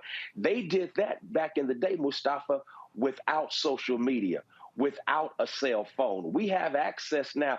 They didn't have Roland Martin Unfiltered. And so one of the things that we have already discussed doing, and that is giving a report card to all of these entities that benefit from Black dollars and yet don't treat us like they have good sense. And again, that goes even to our government. As I've already pointed out, in Texas, and Texas is not alone, our businesses make less than 1%, receive less than 1% of procurement opportunities, and that needs to be put on blast. That needs to be something that we rally against. And again, we have a friend in the White House, supposedly, who says, I'm going to have your back. One way of having our back is what's happening with our resources in our hands. And so we're going to put that on blast because, again, that's the rootage that we come from, and we can still reap fruitage if we use those old and tried and proven methods. I think you're right. I mean, the NAACP used to do that under President Kwame Nkrumah. I've said to Derek Johnson, I've said to Mark Morial, the National Urban League, that needs to return. We need to have that report card on the hotel industry, on media companies, on all of these companies. We're spending a lot of our money. My deal is that if we have that report card and we know who gets A's, B's, C, D's, and F's, it's important because, frankly, what I'm tired of these corporations coming to civil rights groups and giving a pittance, $10,000, $50,000, $100,000. And hell, even, look, Wells Fargo did a $50 million donation to the NAACP. But how much money, how much Black wealth was lost in the home foreclosure crisis via the practices of Wells Fargo? I guarantee you it was more than $50 million. Without question, more than $50 million. And how many Black folks lost their homes and they have not been repaired? And so, again, those institutions, we need to issue a report card, a grade on all of them, and then not settle for, and I thank you for that, Roland, settle for them giving us a band or buying a banquet table and thinking that that is going to satisfy economic parity. Again, I'm going to exegete in this administration what it means to have parity and not settle for charity. And as far as I'm concerned, if you take out an ad in my book, if you buy a table at my banquet, that's charity. That's not parity. We deserve parity because our dollars help to keep these businesses afloat, and in instances like Wells Fargo that economically pimp our communities, they still make money at the expense of Black pain, and that has to be exposed, and it must come to an end. Lauren? Reverend Haynes, great seeing you in there. Thank you, Lauren. Good to see you. Great seeing you. I know it's early. You probably haven't thought that much about this, but I wondered if Rainbow Push was thinking about being a part of the civil rights meetings at the White House. It might just be a geographical thing that's always like the NAACP and NUL and the ones that are in like the DC area. No, that's not what it is. No, that's not what it is. No, I'm gonna go ahead and say it. And what it is all those other organizations are using the phrase called legacy civil rights organizations. Okay. And so the phrase, I want you to understand the phrases. Just like in Black-owned media, legacy Black-owned media, which means a Black enterprise, Essence, Ebony, Urban One.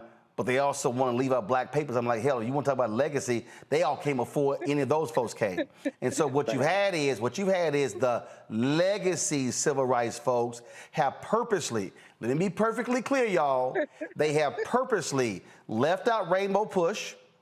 They do not want repairs of the breach in the Poor People's Campaign in the same meeting. They do not want color of change there. They do not want Black Voters Matter there. They don't want Until Freedom there. And so that's why. And I'm saying it right now. Enough of this legacy BS, okay? If the White House is going to have meetings with civil rights organizations, it needs to be the old ones and the new ones, because that's how stuff gets changed. That's why they've had the distinction, Lauren. Go ahead with your question. Okay, so Reverend Haynes. Roland, can I just say the doors of the church are open now?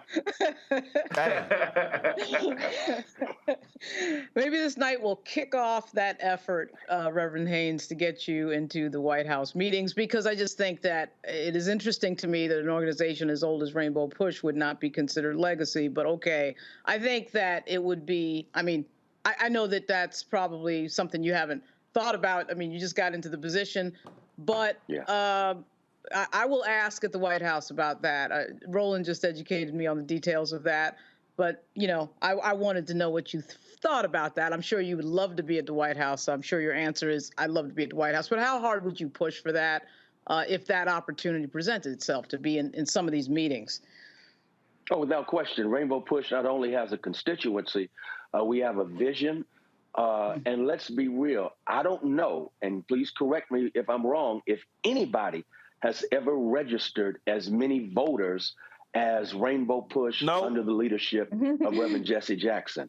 And so if they're serious about that kind of track record continuing, then they must go ahead and correct what has been an oversight, and that's being quite generous.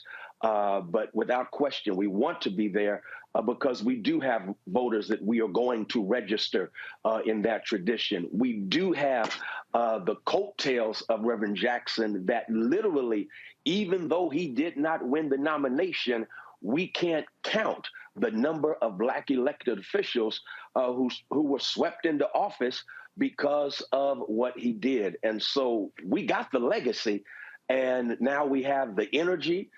We have the wisdom, and we have the connects with the community, and so we deserve a seat there at the table. And we also have the Shirley Chisholm spirit that says if we don't get our own seat at the table, we do have chairs we can bring.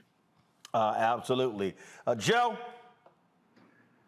Reverend, congratulations on your position. Clearly, this is an obvious and a good evolution of your leadership, long-standing. So you talked about this a bit previously. I'm not going to change my question and maybe get a little bit more. Talk about energy and urgency. The way that I see it, the urgency hopefully would create the energy towards working towards a goal. How do we take this incredible legacy? Most Black politicians of consequence, particularly on the national level, have Jesse Jackson to thank. Local politicians, et cetera, people all over the place. There's no question about that. How do we take advantage of that legacy, but at the same time, without being sheepish, use the opportunity that transition creates to give us both the energy and the urgency that allows Rainbow Push to get a new look, not only of its historical significance, but of what needs to happen right now? And thank you for that question. I must say with gratitude that the energy that has been coming our way since the announcement a week ago Sunday has been gratifying. It's been strong. And in our meetings at Rainbow Push, we have discussed harnessing this energy, and especially, as you've noted, in light of the state of emergency that we find ourselves in as a nation, as a community, which should really fuel our sense of urgency in addressing the issues that are happening and hitting our communities right now. It's crystal clear the Supreme Court is waging war on justice. And not only are they waging war on justice, but the Supreme Court, while waging war on justice, a part of justice has to do with accountability. They won't even hold accountable members of the court who are engaged in unethical practices. Of course, I'm in Dallas, and Clarence Thomas has a sugar daddy who is pimping him. And so what that is doing to democracy ought stir up a sense of urgency. And let me just put it to you like this. If it does not energize us that a Trump-appointed judge in Tulsa, Oklahoma, refused throughout the case of the survivors of the most vicious, deadliest race massacre on U.S. soil in the history of this country, if that does not remind us that elections matter, because if Clinton had appointed that judge, I don't think the outcome would have been the same. But again, that denial of reparations is not just about those beloved 3 survivors of the Tulsa Race Massacre. It's really about what this nation thinks about a people who built it for free. And not only did we build it for free, but now they are trying to even revise, engage in revisionist history, what Jacob Carruthers called historicide, killing memory, killing the truth in order to further their neo-fascist agenda. We are in a state of emergency, and now it's my determination that we harness the energy during this season of transition, focus on the issues, and make sure we get a message out while offering an alternative vision of what democracy ought to look like. 2 more questions. One, I want to go back to the money because that is critically important. And what I keep saying to people is you have folks who are fighting reparations. Got it, understand it. But there are billions of dollars being spent right now, billions upon billions of dollars. City, school boards, counties, the state, the federal government. The federal government, $560 billion is annually spent in federal contracts. African Americans are receiving 1.67% of those contracts. Nearly $1 billion being spent on advertising, $600 million by the Department of Defense alone. Black-owned media is getting 1% of that $1 billion. Then we talk about the spending in corporate America. Billions and billions upon billions of dollars, small amounts of money. You've got these black board members who are on these boards because of the work of Rainbow Push and Reverend Jackson, and many of them are sitting their asses there quiet, saying nothing, not advocating for anybody black, but they're getting paid and getting their stock options. And so I would also hope that black board members will be challenged to say you were put there not to enrich yourself, but to ensure that black people as a collective are getting paid. Right, and tell the whole truth, Roland Martin. Reverend Jackson opened those doors along with others who advocated.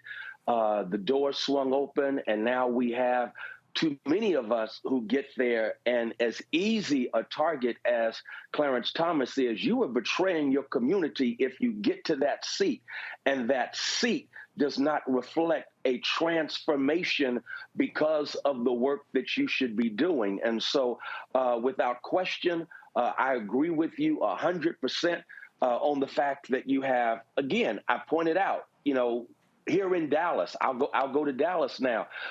When it comes to procurement opportunities, they're giving out contracts at the city level, at the county level.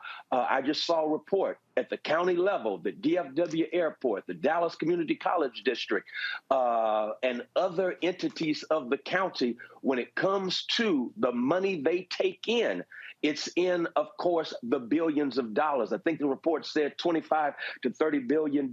And yet when it comes to contracts and opportunities, we are making at 1% of that, even though we are 1/3 of the population in the county. And so we're going to expose that, not only expose that, but do all we can to turn up the heat so that they can see the light. You're so right, Roland. There is money out there that is jumping over our communities and continuing to go into the same greedy hands, and that pipeline has to come to a stop. And it has to be diverted to the communities of those who have done so much for this country, again, without receiving the kind of reciprocity that we deserve. You mentioned voter turnout, registered people to vote. In Texas in 2022, 75% of all voters 30 and under did not vote in the election. If 25% of them had voted, Greg Abbott ain't governor, and Dan Patrick, he's not lieutenant governor. Today you have fewer African Americans who self-identify as Democrat, although they lean Democrat and vote that way. And so what do you hope to achieve in terms of really reaching young voters, walking folks through about public policy, explaining how the dots are connected, but also getting them to understand they cannot sit out of any of these elections if we want to change public policy? Thank you. And thank you for using the language, walking them through. There's a generation that has come of age without access in their educational process to civics or government classes, and it's reflected in a lot of what they say. I was teaching at Paul Quinn College several years ago, and a young man said to me, I don't vote because the Electoral College ignores my vote, and they're going to put in who they want to put in. We had a conversation, and over the course of that semester, I discovered, again, his lack of access to civics and government in his high school matriculation. And so that's why it just hit me that we can no longer say folk died for the right to vote, and a generation says, I'm going to vote now because folk died for that. No, we have to slow walk them through what public policy does, how public policy has personal consequences. And here's the piece I shared in our board meeting recently, Roland, and that is we have to have voter registration with an educational agenda. And by that, I mean we are educating, again, you use the language slow walking, we're educating them while we are registering them to vote as to what it looks like to have an empowered vote. An empowered vote is an empowered vote with an agenda. We have an agenda that we need to articulate and connect the dots between the agenda we envision, the needs the community has, and the power of the ballot. That is what we're going to do as we slow walk them through the voter registration and voter education process, voting with an agenda. Well, all these issues you're laying out, we obviously focus on those here as well, and we're going to keep doing so because we've got to be educated and keep our eyes on the prize in terms of where we're trying to go, what we're trying to do. Reverend Haynes, we appreciate it. Thanks a lot, Frat. Appreciate you, Frat. See you at the convention tomorrow. Indeed, I'll be in Dallas tomorrow for the Alpha Convention. Thanks a bunch. And to all the folks who are watching, again, I'll be broadcasting live from the Alpha Convention tomorrow in the first hour. And the second hour, we'll pick up live coverage of the public program where I'll be participating in a major announcement that Alpha is going to be making. It's one that will attract national attention. You don't want to miss that. All right, got to go to a break. We'll be right back. Roland Martin Unfiltered on the Black Star Network. My early days on the road, I've learned, well, first of all, as a musician, I studied not only piano, but I was also drummer and percussion. I was all city percussion as well. So I was one of the best in the city on percussion. There you go. Also studied trumpet, cello, violin, and bass, and any other instrument I could get my hand on. And with that study, I learned again what was for me. I learned what it meant to do what the instruments in the orchestra meant to each other in the relationships. Right. So that prepared me to be a leader. That prepared me to lead orchestras and to conduct orchestras. That prepared me to know, to be a leader of men, they have to respect you and know that you know the music. You have to be the teacher of the music. You have to know the music better than anybody. There you go. Right, so you can't walk in unprepared.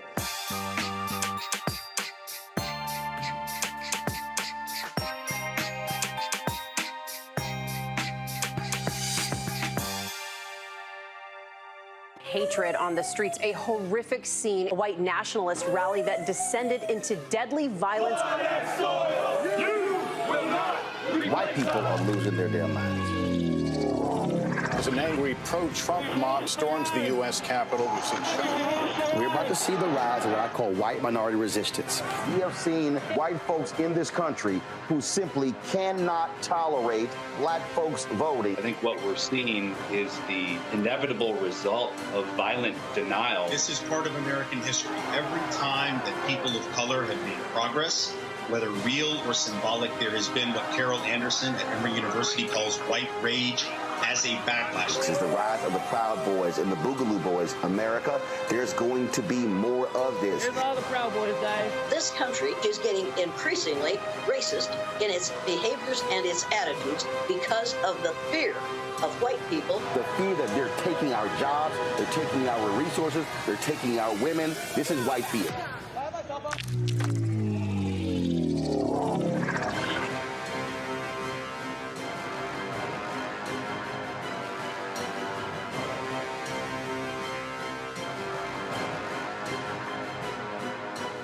Carl Payne pretending to be Roland Martin. Holla! You ain't got to wear black and gold every damn place, okay? Ooh, I'm an alpha, yay. All right, you're 58 years old. It's over. And you are now watching Roland Martin Unfiltered. Uncut, unplugged, and undamn believable.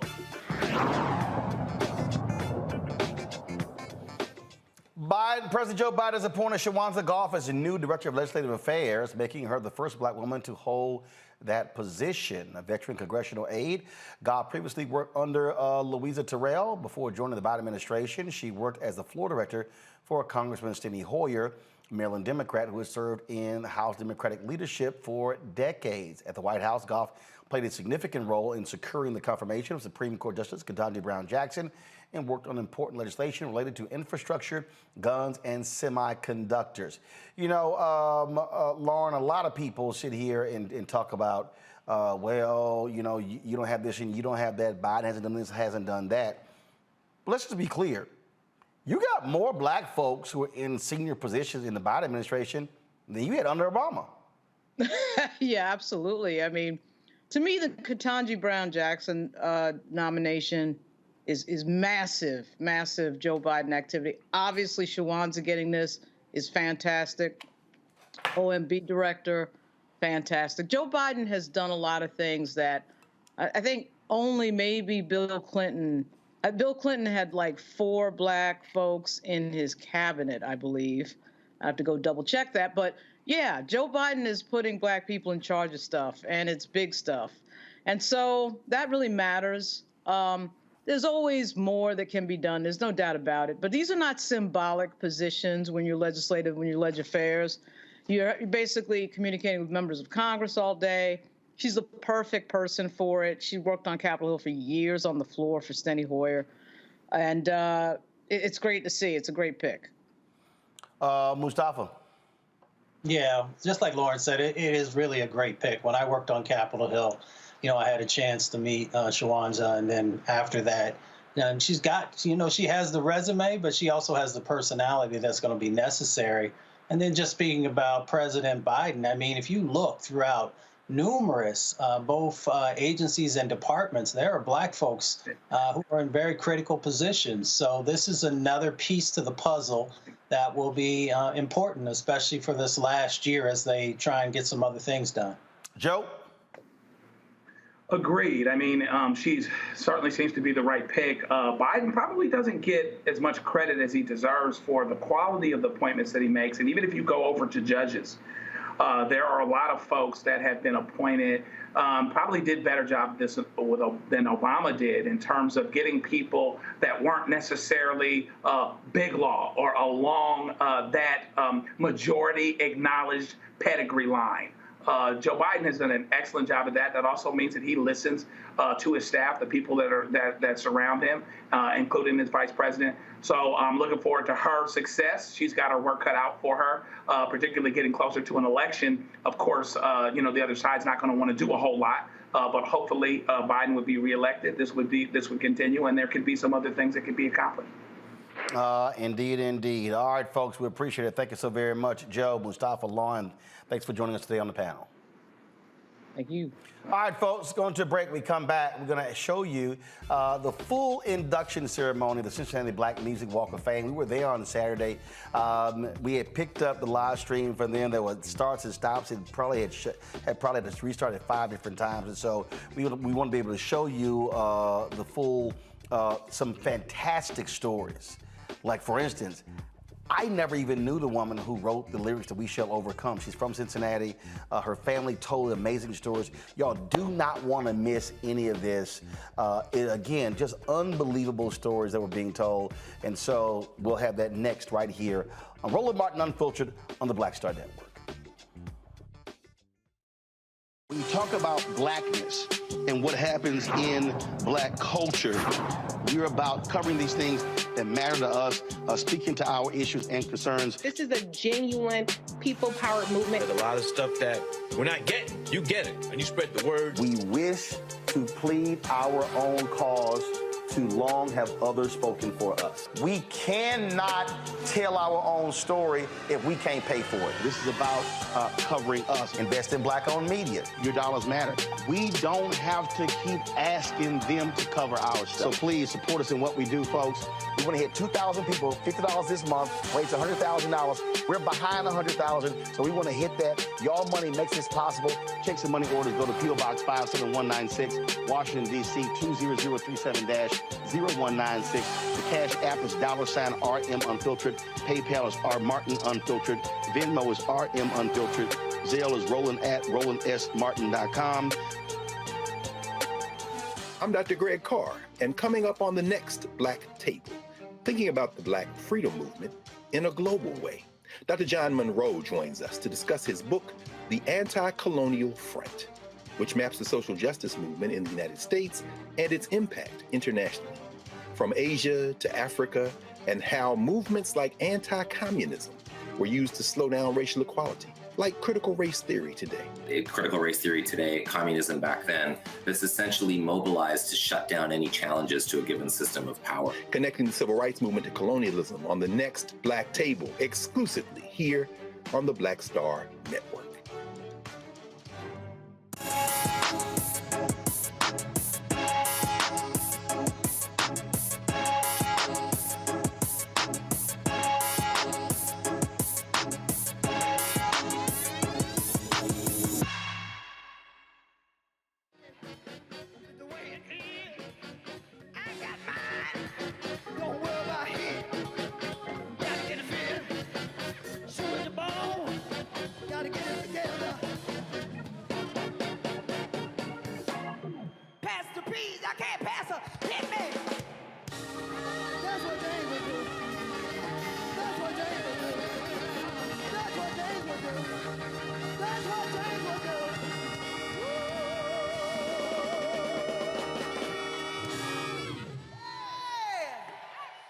That's how we do. That's how we make it work in Cincinnati. So I am thankful to all of you. Keep going. I am thankful to all of you over the years that have come out to support us, because you didn't have to do it. But I want you to continue your support of the visionary and the founder of the Cincinnati Black Music Walk of Fame. Will you do that?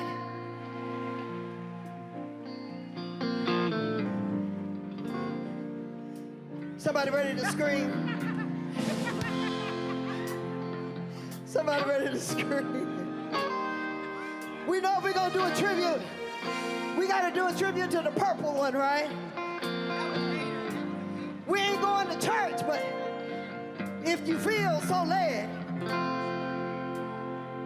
we got Bishop Ivan Duran. Go ahead. Give it an effect, y'all. Never really caused you any sorrow.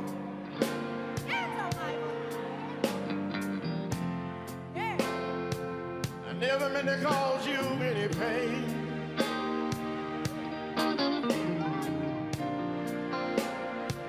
I only want to one time see you laughing. Only wanna see you laughing in the purple rain. Purple rain, purple rain. Come on, sing, church. Purple rain, purple rain. Put your lights up, put your lights up, put your lights up. Oh, purple rain, purple rain.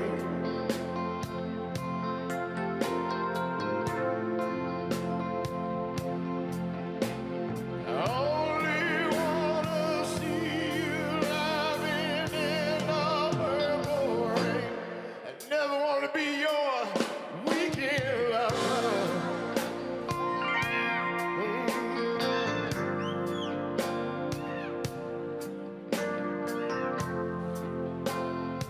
I only wanna be some kind of friend. Yeah. Baby, I could never steal you from another.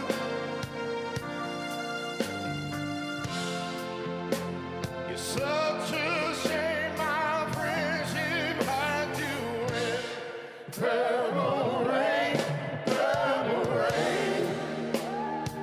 That's right, put your lights up, put your lights up. So pretty. Purple rain, purple rain.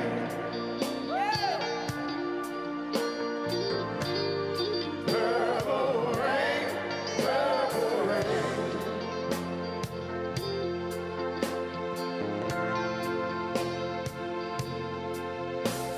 I only wanna see you living in the purple rain. Honey, I know times are changing, yeah. Yes, they are. You know what? It's time we all reached out for something new. That means you too. You say you want a leader, but you can't seem to make up your mind. I think you better close it and let me guide